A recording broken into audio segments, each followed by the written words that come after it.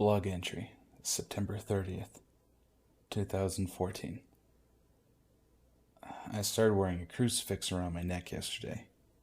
And there's a Bible at the bottom of my backpack I take to work. Not sure whether or not the Shredder Monkey is scared of religious iconography, but it's worth a shot. I saw him again. We were waiting outside MacArthur Dialysis at around 5, waiting for a patient to finish clotting. I was in the ambulance alone. Cisneros had gone inside to use the restroom. The rig was idling, the radio was on, and for some reason, I felt eyes on me.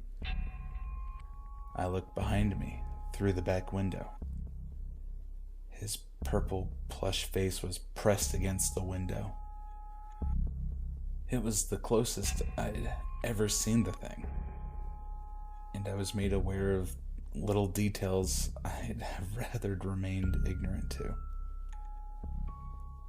His purple fur was not monochromatic like that of the stuffed monkey I'd tossed in the attic.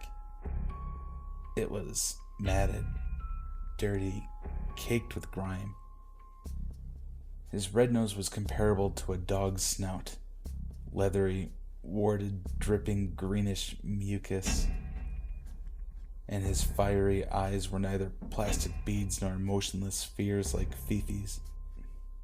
His red nose was comparable to a dog's snout, leathery, warted, dripping greenish mucus, and his fiery eyes were neither plastic beads nor motionless spheres like Fifi's. I could make out whitish rings, black pupils staring back at me, alight with twisted mirth. He was enjoying this. I stared back, too terrified to scream.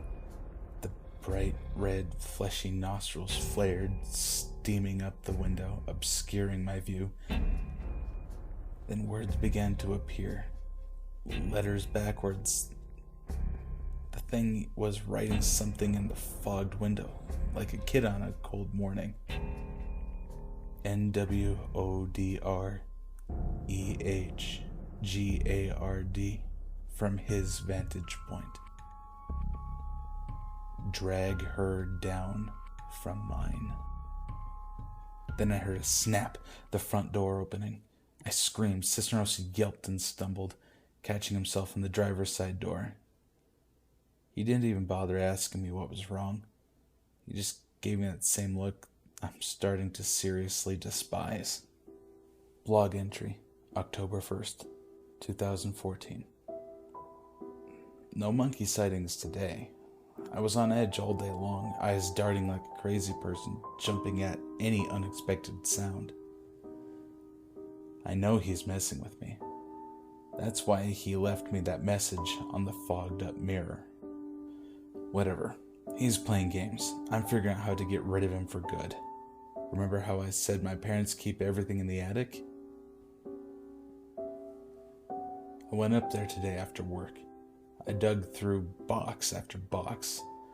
Baby clothes, Josie's old soccer trophies, photo albums, sheet music from the 2 years I played the cello in middle school. My clay model of San Juan Capistrano Mission. What was left of Jose's foam board poster depicting the process of photosynthesis. 3rd grade, 2nd grade, 1st grade. And then I found what I was looking for. In a forgotten manila folder at the bottom of a water-stained box labeled Kids 1997. I found a cache of crayon drawings signed Ariana. My suspicions were justified. A small child, guided by her imagination, unfettered by logic or rationality, could have traveled to places her older self would be kept from. One depicted a red house. Ours is brown, and a family of 6. Mama, Papi, Josie, Ari, Nomi, and Roberto. Once, years after I'd drawn the picture and forgotten about it, my mom told me she and my dad had considered having more children, then decided against it. There were a whole bunch of those. Crayon Ariana playing with people I'd never met in front of houses and schools and parks I'd never been. And some of the people were weird. They had eyes in the wrong places, or noses that were too big, or too many arms or legs or fingers. The Shredder Monkey knows how to find me here. If I can climb out of this dimension like I did when I was a little girl, he'll lose my trail. And then, I'm not quite sure of the "and then" part yet. Maybe he'll forget about me. Maybe he'll get bored and retreat back to his sad little sheet metal squatter's nest. Better luck with the next unfortunate dream traveler. Maybe some being in whatever plane I'll end up in can teach me how to fight back. Maybe. I closed my eyes. I tried to think about nothing.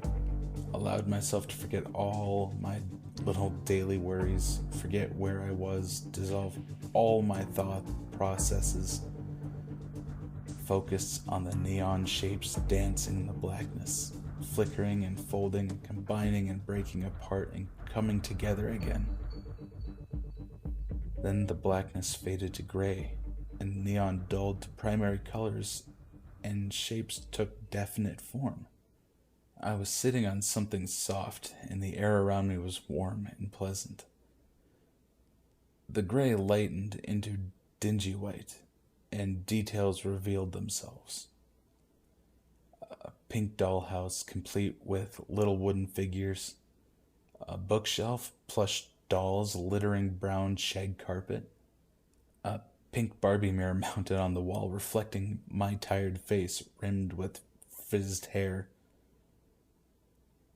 I was in a child's bedroom. I heard voices coming from outside the open door. Nervous, I jumped to my feet. I hadn't thought of how I would explain my presence in some random kid's room. 2 little blonde girls barged in. Twins, from the looks of them. They stopped and stared at me wide-eyed. Then the pastels and dingy white walls started to blur, and the floor dematerialized under me, and everything started to spin. Last thing I registered before my cold, hard attic floor was a child's voice. "Mommy, Mommy, there's a lady cop in my room." This is good. This is really good. I saw myself in the mirror. The kids saw me. All of me. My blue uniform does resemble a police officer's. I climbed into an alternate dimension. Now all I've got to do is figure out how to stay there. Email from Michael Wazecki, Editor-in-Chief, Scientific Fringe Magazine, to Ian Koros. Ian, thank you so much for this fascinating piece of work. I hope you don't mind that I took the liberty of doing a bit more research, trying to find out who this Ariana Gomez is, and how her blog ended up attached to a spam email.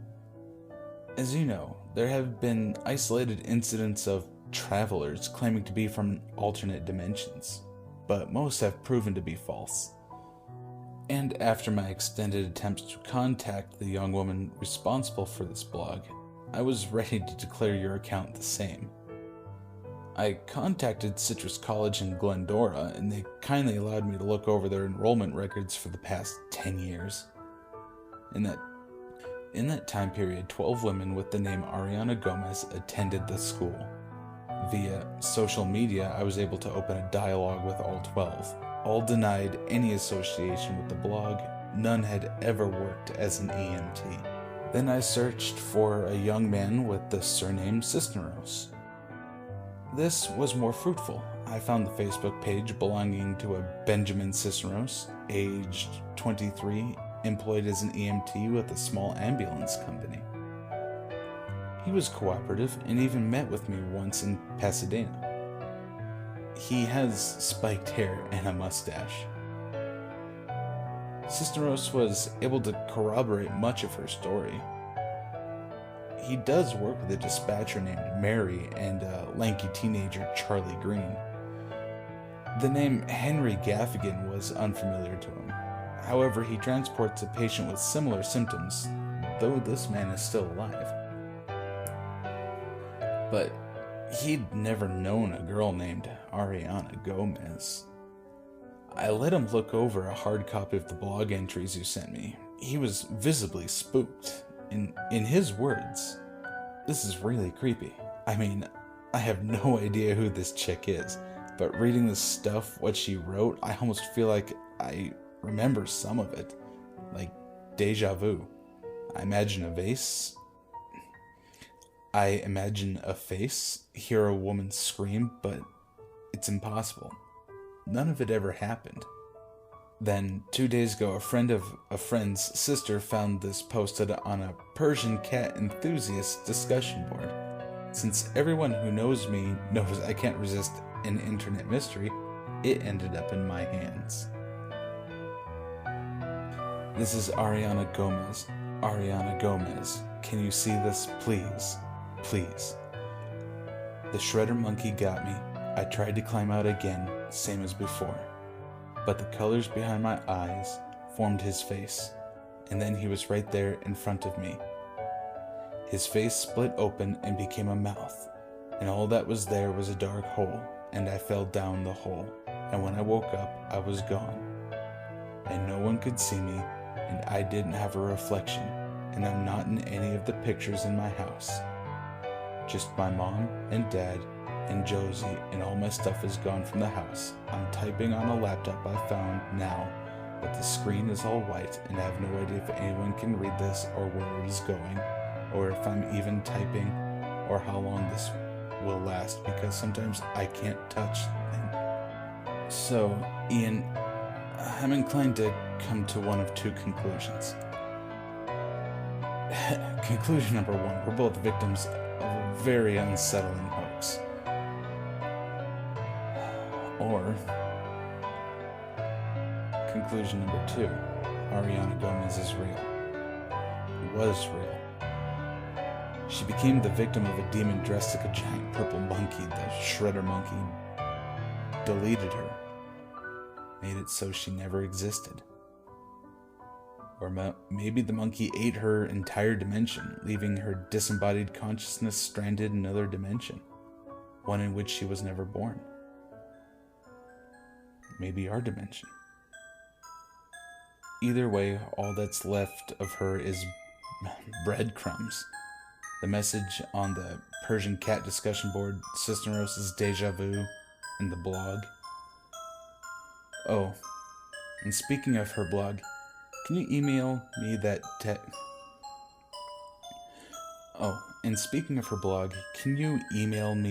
text again? The file somehow disappeared from both my hard drive and my inbox, and I think I misplaced the hard copies as well. Sincerely, Mike.